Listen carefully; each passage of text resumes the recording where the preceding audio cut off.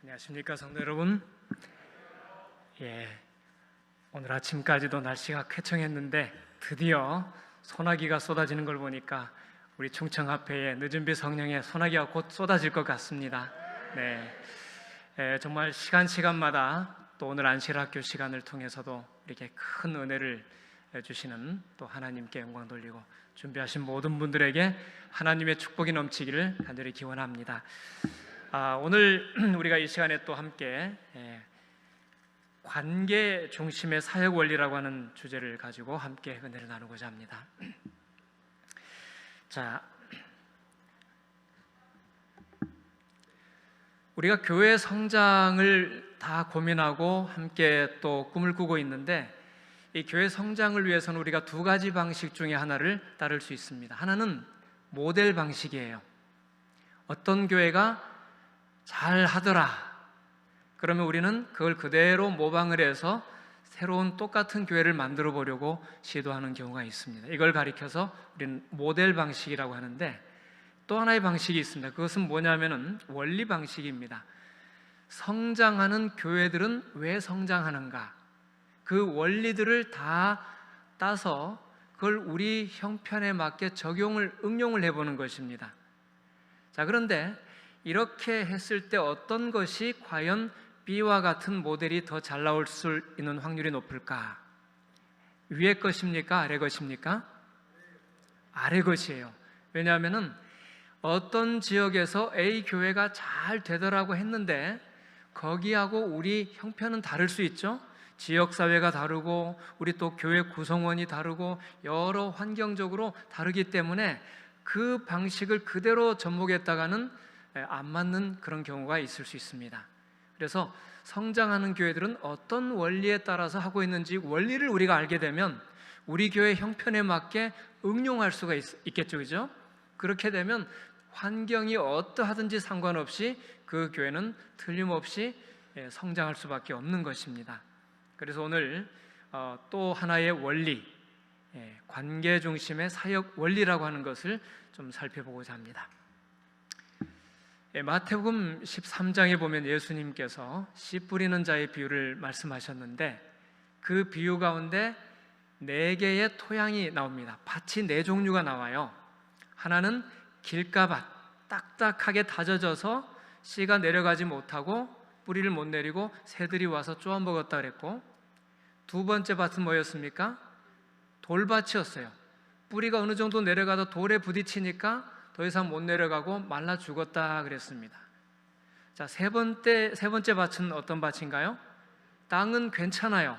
그런데 너무 가시덤불이 우거져서 어느 정도 성장하다가 가시에 기가 막혀서 눌려서 죽었다. 자, 그런데 마지막 4번째 밭은 옥토입니다. 이 옥토에 뿌려진 씨앗은 잘 자라서 30배, 60배, 100배 수확을 했다, 이런 이야기 우리가 잘 알고 있습니다. 자, 그러면 우리가 이 비유에 대해서 어떻게 이해를 해야 될 것인가? 많은 분들이 오해하기를, 자, 우리는 씨를 뿌려야 되는 사람들이기 때문에 돌밭이든 길가밭이든 가시덤불이든 옥토든 가리지 말고 때를 얻든지 못 얻든지 열심히 뿌려야 된다, 이렇게 생각을 하고 있습니다. 이것은 제가 볼 때 큰 오해라고 생각을 해요. 자, 이 여러 종류의 밭들이 있지만은 열매 맺고 풍성한 수확을 거둔 밭은 무슨 밭뿐입니까? 옥토밖에 없습니다. 자, 그래서 이 농부가 수확을 거두고 풍성한 결실을 얻기 위해서는 아무데나 뿌리는 농부가 없어요. 어떻게 하는가 하면 딱딱한 밭은 부드럽게 일구고 또 돌밭은 돌을 골라내서 옥토를 만듭니다. 또 가시덤불이 있는 그런 밭은 가시덤불을 베어내서 옥토를 만든 다음에 거름을 주고 밭을 잘 조성한 다음에 씨를 뿌리는 것이 순서예요. 씨 뿌리는 것은 시작도 아니고 끝도 아닙니다. 씨 뿌리기 이전에 이미 그 과정이 준비되는 과정이 있고 씨를 뿌려놓고 던져놓는 농부가 없어요. 그 다음에 계속 잡초를 제거하고 물을 주고 또 이렇게 벌레를 잡고 하는 그런 과정들이 뒤따라오게 되는 것입니다. 자, 그러므로 이 비유를 통해서 우리가 아무데나 씨를 막 뿌려야 된다, 때를 얻든지 못 얻든지 무조건 씨만 뿌리면 된다, 이렇게 하는 것은 바른 해석이 아니라고 생각합니다. 때를 얻든지 못 얻든지 이 말씀은 우리가 하나님의 사역을 함에 있어서 어떤 상황에 부딪히든지 열심히 하라는 이런 뜻이지, 아무 밭에나 막 뿌리라 이런 얘기가 아니거든요. 농부가 씨를 뿌리는 것이 최종적인 목적이 아니죠. 결실하는 것이 목적입니다. 그래서 어떤 농부든지 결실을 바라보고 씨를 뿌리기 때문에 우리는 농부의 심정으로 정말 밭을 일구고 씨 뿌리고 가꾸는, 그래서 수확을 내다보는 그런 사람들이 되어야 되겠습니다. 자, 그런데 이 예수님께서 말씀하실 때에 이 씨앗은 생명의 말씀이라 그랬습니다. 그리고 씨 뿌리는 자는 인자라 그러셨고, 또 그 밭은 세상 사람들의 그 씨앗을 받아들이는, 말씀을 받아들이는 마음의 밭이라 그랬어요. 저희 아버님은 평생 농사를 지으시고 또 유기질 그 비료를 개발하시는 일에 평생을 바쳐오셨습니다. 그러다가 한 10여 년 전에 교통사고로 갑자기 돌아가셨는데, 저희 아버님의 그 비료 만드는 그 공장 사무실에 가면은 항상 이 표 같은 것이 액자에 딱 붙어 있었어요. 그게 뭐냐면은 한농은 잡초만 기르고, 중농은 곡식만 기르고, 상농은 땅을 기른다, 토양을 기른다, 이렇게 써 있었어요. 여러분, 이 말에 공감하십니까? 농사 잘 못 짓는 사람은 잡초만 길러요. 씨앗 뿌려놓고 관심을 안 가져. 근데 중농이 있어요. 좀 익숙해진 사람은 곡식만 길러요. 근데 진짜 좋은 농부는 뭘 기른다고요? 밭을 기른다, 이런 말씀입니다. 우리가 정말 진정한 하나님의 일꾼이고 농부라면 그저 곡식만 길러서 열매를 수확하려고 하는 그런 농부가 아니라 땅을 부드럽게 할 수 있는 그런 농부가 되었으면 좋겠습니다. 우리 재림교인들은 어떤 사람을 처음 만나면은 바로 기별을 제시하려는 그런 성향들이 있는 것 같아요. 아직 사귀어지기도 전에 먼저 기별을 안식일 지켜야 된다, 영혼 불멸이 어떻고, 이렇게 막 기별을 제시하니까 사람이 아직 마음이 문이 안 열린 상태에서 기별을 받아들이기가 쉽지 않은 것입니다. 씨를 뿌리는 것이 먼저일까요? 밭을 일구는 것이 먼저일까요? 밭을 일구는 게 먼저가 돼야 됩니다. 그러면 돌밭도 길가밭도 가시덤불밭도 다 옥토가 될 수 있어요. 예수님께서는 이 비유를 통하여 그것을 가르쳐 주기를 원하십니다. 밭을 일군다는 것은 무엇인가? 그것은 바로 관계를 맺는다고 하는 것입니다. 관계를 잘 맺으면 그 사람의 마음이 부드러워지고 진리를 향하여 마음이 열리게 되어 있어요. 사람의 마음은 적어도 호감 단계를 가져야만이 그 사람을 신뢰하고 또 그 사람을 믿고 따르게 되어 있습니다. 사람의 마음이 열리지 않은 상태에서, 아직 관계가 형성되지 않은 상태에서 진리를 자꾸 쏟아부으려고 하는 것은 무엇과 같으냐 하면 항아리에 뚜껑을 닫아놓고 자꾸 물을 채우려고 하는 것하고 똑같아요. 먼저 관계를 형성하고 뚜껑을 연 다음에 그 다음에 물을 부어야 진리의 말씀이 들어가게 되어 있습니다. 그렇지 않겠습니까? 자, 그런데 여기 보면 제일 왼쪽에 보시면 뭐가 있어요? 교회에 대하여, 성경 진리에 대하여, 혹은 전도하는 나 자신에 대하여 적대감 있는 사람이 있어요.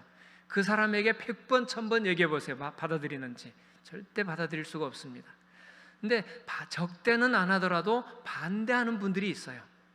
아직은 준비가 안 된 것입니다. 무관심한 사람 아직 안 됩니다. 적어도 어느 시점까지 와야 될까요? 호감을 가져야 돼. 이게 아주 중요한 포인트입니다. 호감을 갖게 되면 저 사람 참 멋진데, 괜찮은데, 사귀고 싶은데, 같이 시간을 좀 보내고 싶은데, 이렇게 하면은 이 사람의 뚜껑이 이제 조금씩 열리고 있다는 증거입니다.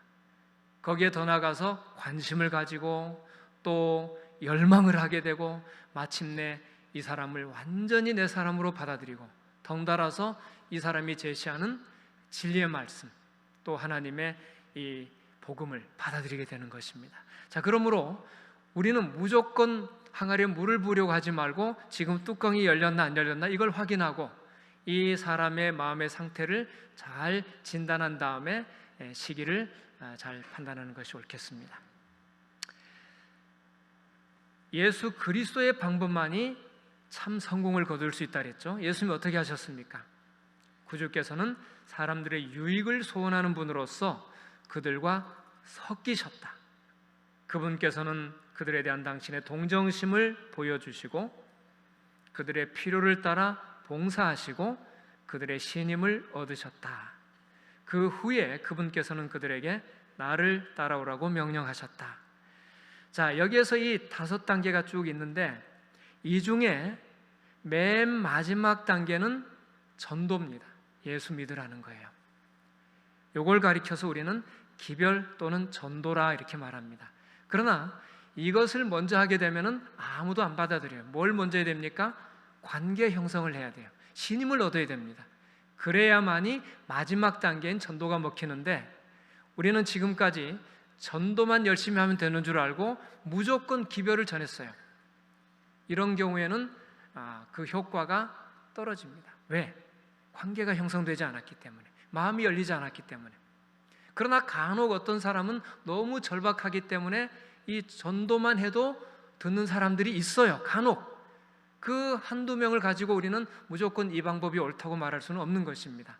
우리는 예수 그리스도의 방법, 예수님이 이 땅에 계실 때 하셨던 그 방법대로 사람들과 섞이고 동정심을 보여주고 필요에 따라 봉사하고 신임을 얻은 다음에 그 다음에 예수님을 따르라고 말해야 되는 것입니다. 이 신임을 얻는다고 하는 것이 아까 호감 단계다 이렇게 말할 수 있겠습니다.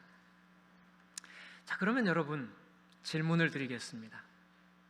내가 잘 아는 사람과 내가 잘 모르는 사람이 있는데 이 둘 중에 누구에게 전도하는 것이 더 쉬울까요?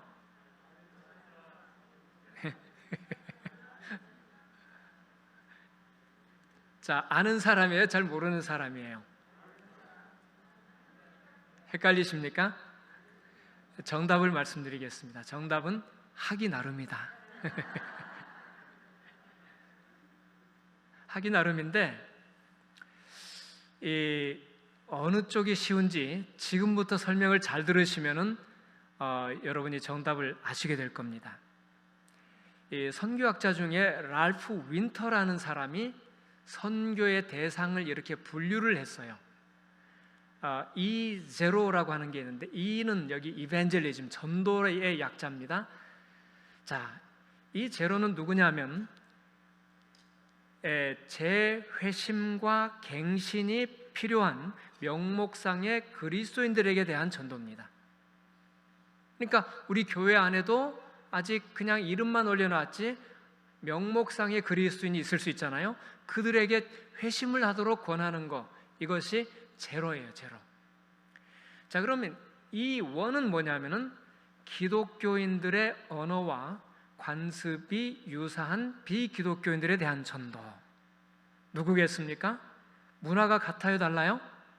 같죠, 그죠? 언어나 관습이 같습니다. 한국 사람이, 한국 재림교인이 동족들에게 복음을 전하는 것이 이 원에 해당되겠죠? 이 투는 뭔가? 인종, 언어, 문화의 간격이 그리 크지 않은 사람에 대한 전도입니다. 그러니까 우리 한국 사람이 누구에게 전하는 거랑 비슷할까요? 뭐 우리 북아태지회에 있는 뭐 대만 사람, 일본 사람, 몽골, 뭐 중국 이런 불교권 내지는 아시아 사람들에게 전도하는 것이 저기 아프리카나 이슬람이나 미국이나 이런 데 가서 전도하는 것보다는 좀 수월하겠죠? 이게 바로 이 2에 해당이 되겠습니다. 이 3는 뭐냐면은 인종, 언어, 문화의 간격이 매우 큰 사람에게 전도하는 것입니다. 우리가 저기 아프리카의 원주민에게 전도한다든지 아니면 저 남아메리카 또 아마존 정글에 있는 사람에게 전도하든지 이런 것이 다 여기에 해당이 되겠습니다. 자, 그래서 우리에게 지금 필요한 것은 이 제로도 물론 필요하지만은 2나 3보다도 이 1이 지금 필요해요. 동족들에게 우리가 어떻게 전도할 것인가. 자, 그런데 이 1을 누군가가 또 새로 분류를 했습니다. 그건 뭐냐면은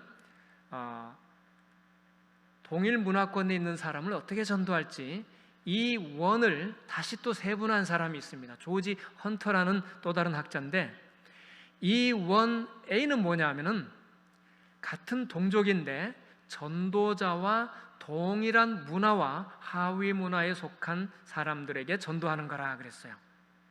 자, 전도자와 동일한 문화예요. 그리고 그 아래에 있는 세부 문화까지 똑같아요. 이건 누구냐면은 우리의 친척, 친구, 이런 사람들에게 전도하는 것입니다.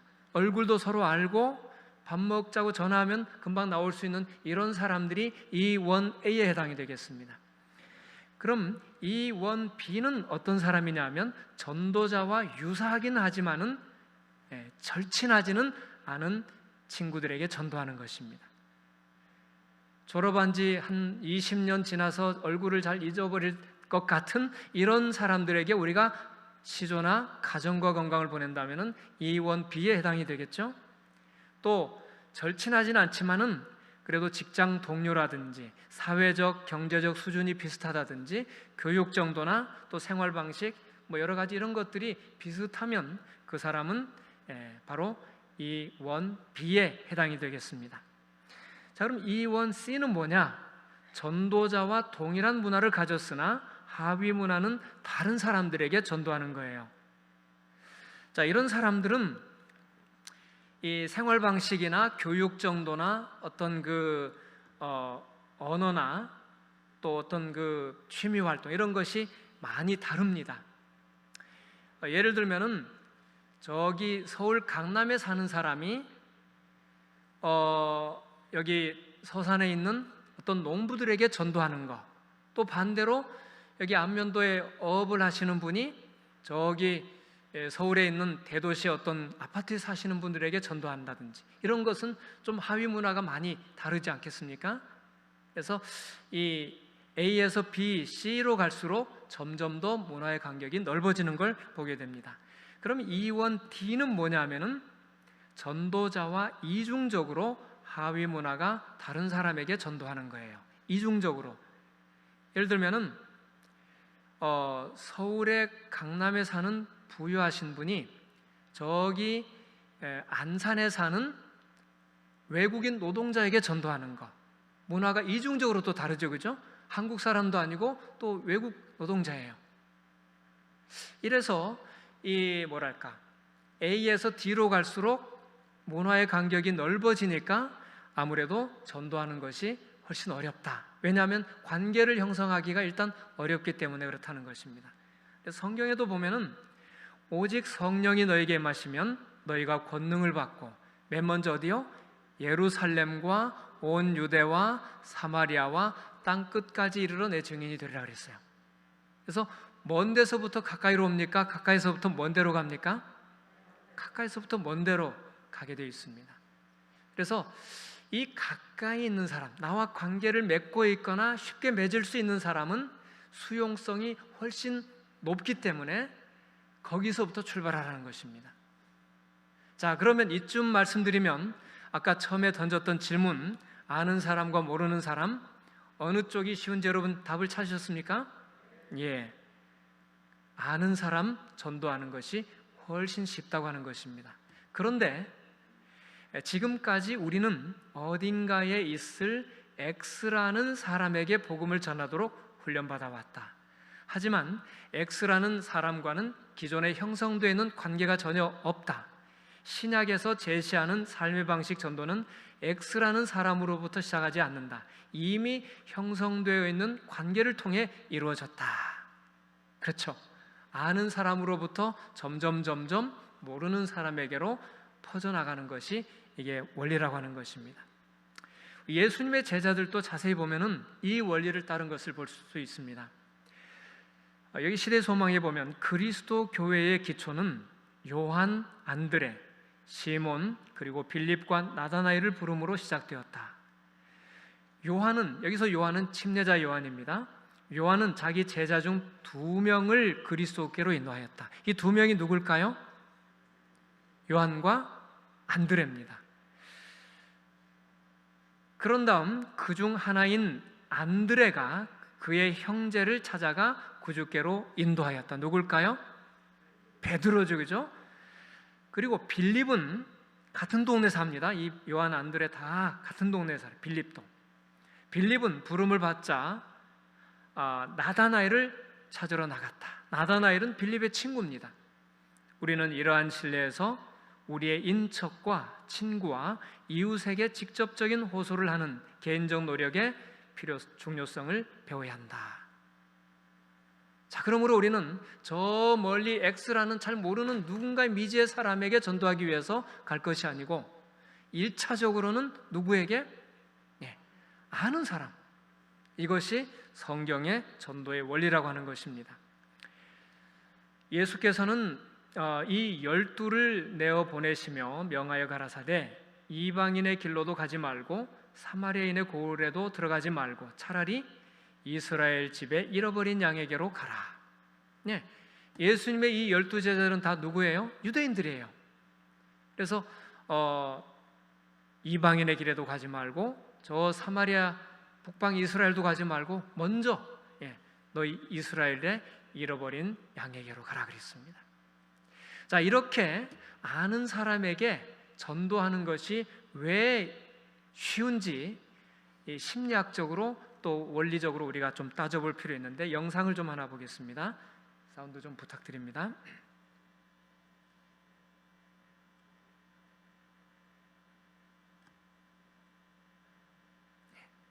소리가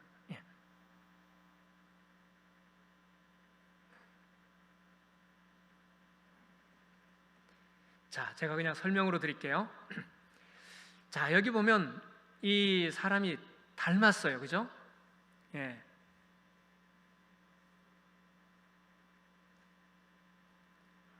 자, 그런데 이 여자분이 뭐라는가 하면 가끔 자다가 깨어보면은 왜 작은 오빠가 여기 누워있지? 이런 생각이 든대요. 우리가 그렇게 닮았나?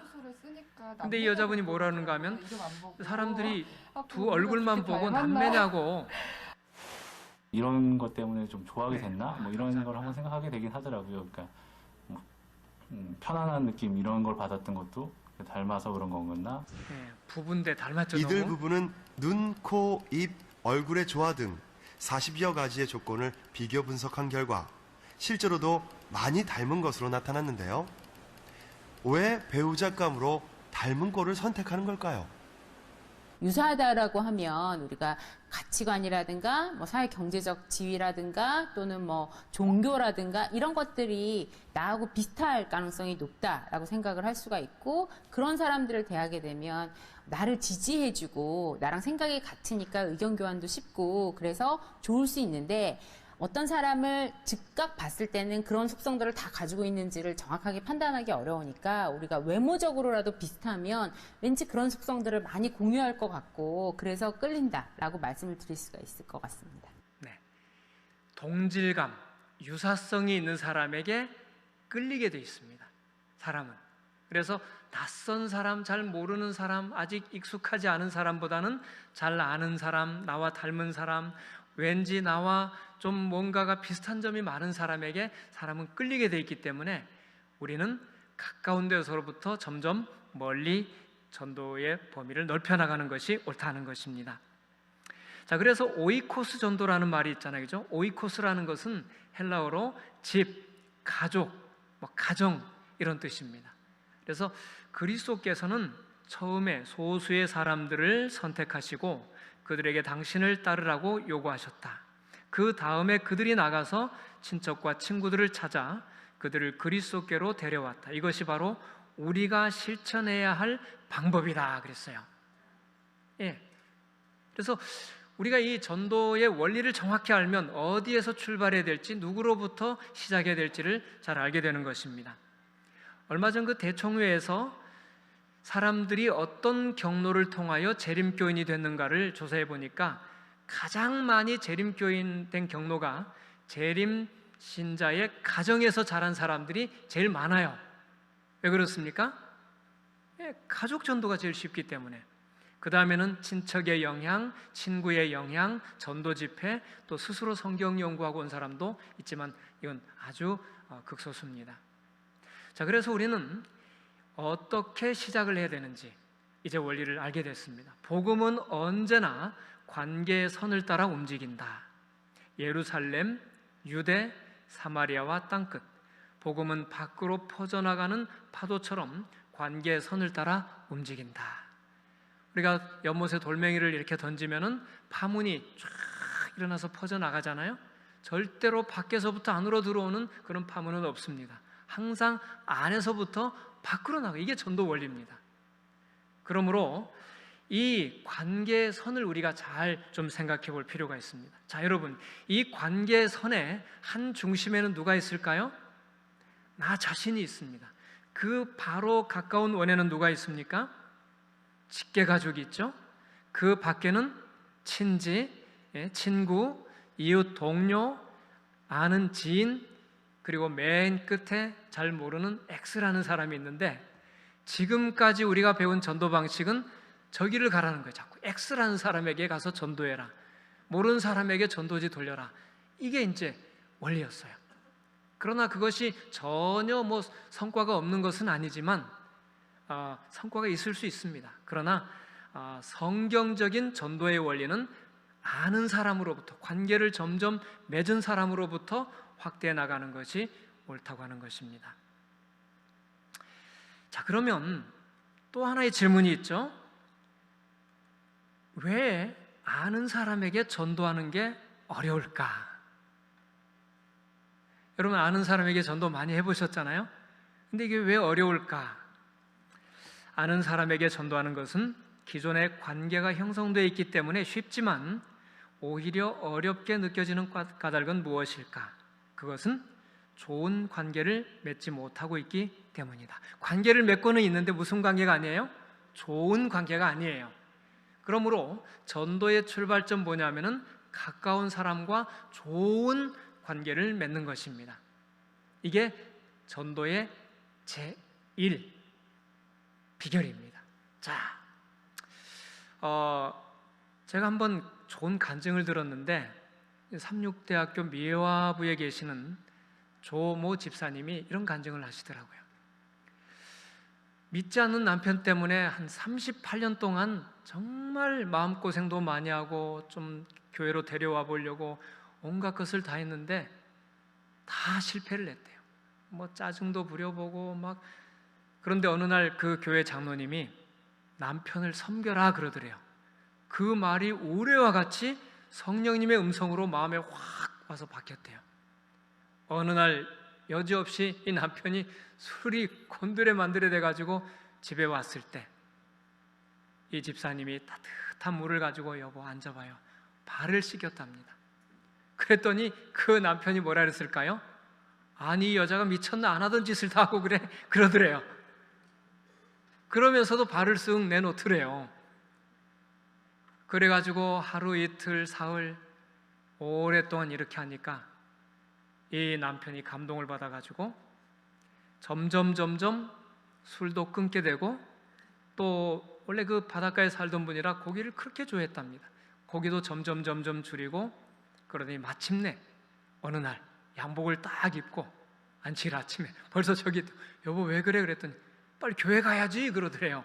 깜짝 놀래가지고 막 집사님이 진짜 울음을 참을 수가 없었다고 합니다. 여러분, 우리가 이 전도를 할 때에 아는 사람, 이미 기존의 관계가 형성되어 있는 사람인데 이것이 삐끗해 있을 때는 정말 적대감이 생기고 반대가 생기고 무관심하지만은 호감이 일어나는 순간 어떻게 됩니까?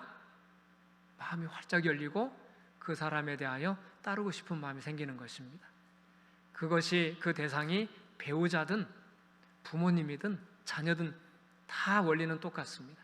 그래서 우리가 이 아는 사람, 가까이 있는 사람에게 호감을 얻기 위해서 우리는 모든 것을 양보할 수 있어야 되겠다고 생각합니다.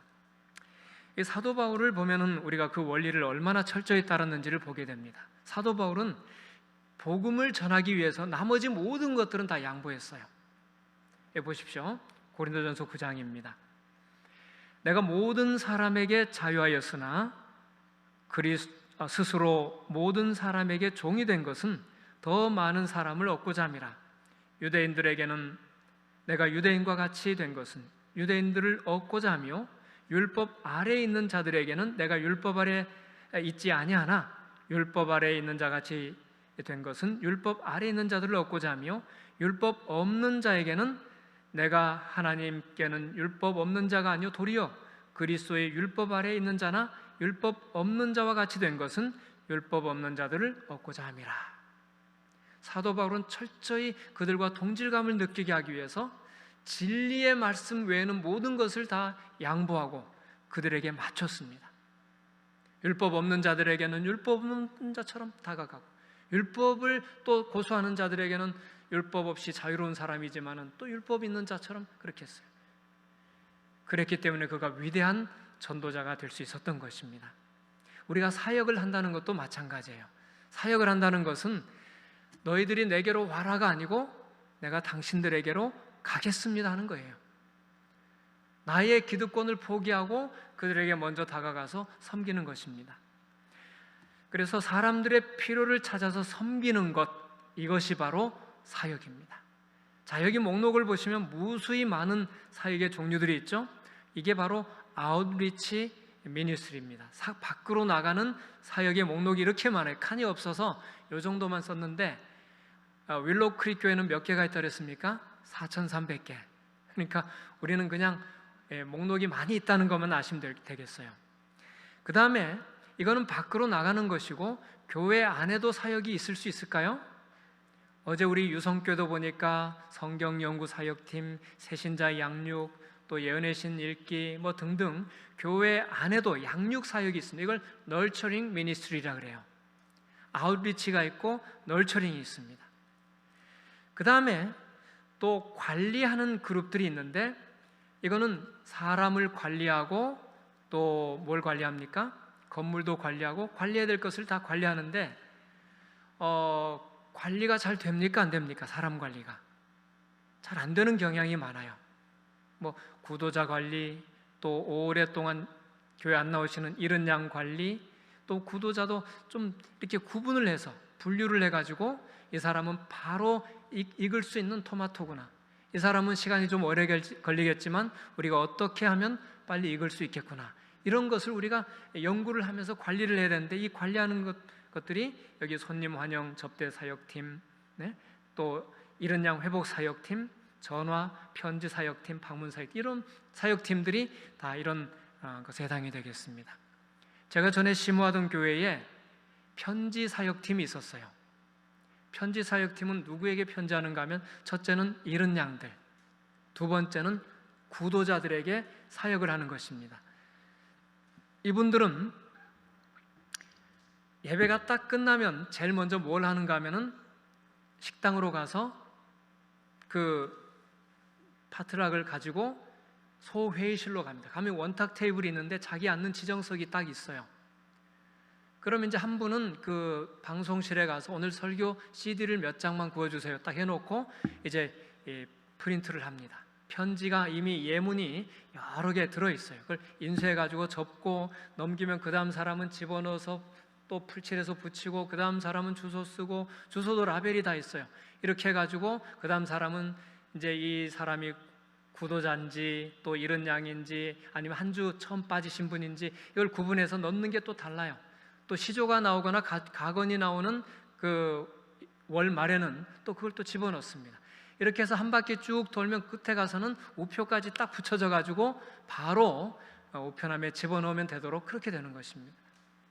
이런 사역을 해가지고 굉장히 많은 사람들이 교회를 다시 회복하는 이런 일도 생겼었습니다. 그래서 이 관리하는 것은 굉장히 중요합니다. 그 다음에 후원 그룹들이 있는데 기도 후원, 뭐 수송 봉사, 또 재정 후원, 그 외에 미디어, 식사 봉사, 해외 선교 후원 등등 후원과 관련된 그룹들은 다 여기에 해당이 되겠습니다. 그래서 이런 것은 우리가 사람들의 필요를 찾아서 그들을 섬기겠다는 의지를 이 사역팀에서 보여주고 있는 것입니다. 자, 그럼 우리가 어떻게 이 관계를 맺을 것인가? 상대방의 필요를 채워주는 것이 관계 형성의 지름길이라 그랬죠, 그죠? 필요를 채워주는 것. 그래서 이 필요를 채워준다는 것은 구체적으로 뭐냐면은 그 사람과 편안한 관계 친구가 되어주는 것입니다. 요즘 그 문자를 보내거나 또 뭐 카톡을 하거나 아니면 뭐 함께 만나서 식사를 하거나 같이 놀아주거나 뭐 또 여러 가지 대화의 상대가 되어주는 이런 것들이 있을 수 있겠죠. 그 다음에 연민의 마음을 가지고 간절히 기도하는 거예요. 그 사람이 정말 구원받을 사람이 되기를 간절히 기도하는 것이 그 다음 중요한 부분이 되겠고, 그 다음에 그 사람의 필요를 찾아내서 그것을 채워주는 것, 이것이 우리가 해야 될 중요한 관계 맺는 방법이 되겠습니다. 자, 초대교회 사람들이 왜 그렇게 크게 급성장을 하게 됐는가 하면은 그들은 자신들의 재산을 팔아서 통용하면서 또 이웃 사람들에게 나눠줌으로 인하여 그것이 칭송을 받는 일이 됐습니다. 그렇게 했을 때 정말 복음이 아주 신속하게 확산된 것을 보게 됩니다. 예수님으로부터 시작해서 12제자, 그 다음에 다락방이 120명, 그리고 승천할 때 500명, 그 다음에 하루에 3,000명, 그 다음에 5,000명, 그 다음에는 셀 수 없는 무리가 계속 교회로 들어오게 된 것입니다. 우리가 관계를 맺으면 어떤 일이 벌어지는가 하면은 처음에는 나 한 사람이지만은 내가 누군가에게 두 사람에게 전도하면 이제 몇 명이 됐습니까? 3명이 됐죠, 그죠? 그럼 이 3명이 동시에 2명씩 전도하면 어떻게 되겠습니까? 9명이 됐죠? 이 9명이 동시에 2명을 전도하면 몇 명이 되겠습니까? 3, 9, 27. 그렇죠? 네, 이렇게 되는 것입니다. 이렇게 해서 벌써 3세대까지만 가도 27명이 됐습니다. 4세대 가면 또 어떻게 되겠습니까? 기하급수적으로 폭발을 하게 돼 있어요. 우리가 이 원리를 알고 관계를 먼저 맺자. 관계를 맺는 것이 우리가 해야 될 전도의 아주 중요한 원리라는 것을 이렇게 좀 말씀드립니다. 저는 이제 말씀을 좀 마무리하면서 한 이야기를 들려드리겠습니다. 미국의 여러 국립공원들이 있는데 제가 그 중에 가장 인상 깊었던 한 공원을 좀 소개해드리려고 합니다. 여기가 어디냐면은 데스밸리 내셔널 파크라는 곳입니다. 죽음의 골짜기, 섬찟하죠, 그죠? 근데 왜 여기 공원 이름이 죽음의 골짜기 국립공원이냐면은 그야말로 아무것도 살 수 없는, 정말 너무 뜨거워서 살 수 없는 그런 황량한 곳이에요. 그래서 여름에는 아예 이 공원의 진입로를 차단해 버립니다. 못 들어가게. 왜냐하면 여름에 온도가 어느 정도 올라가는가 하면 한 53도까지 올라가요. 35도만 올라가도 우리 헉헉거리는데 40도만 돼도 타 죽는다 그러는데 53도면 여러분, 그래 몰래 어떤 사람이 거기에 들어가 가지고 후라이팬을 달궈서 계란을 했더니 완숙은 아닌데 거의 반숙으로 익어요. 이게 그 정도로 뜨거운 것이 여기 내셔널 파크입니다. 자, 그런데 제가 그때 갔을 때도 한 겨울인데도 굉장히 더웠어요. 근데 이 공원에 1992년도에 한 120년 만에 처음으로 여기 비가 내렸어요. 비가 내리자 어떤 일이 벌어진지 아십니까? 꽃이 만발을 해가지고 전국에 있는 사람들이 여기 관광을 왔어요. 아름답습니까? 자, 그러면 그동안은 왜 여기 꽃이 안 폈을까요? 비가 안 와서. 그렇죠.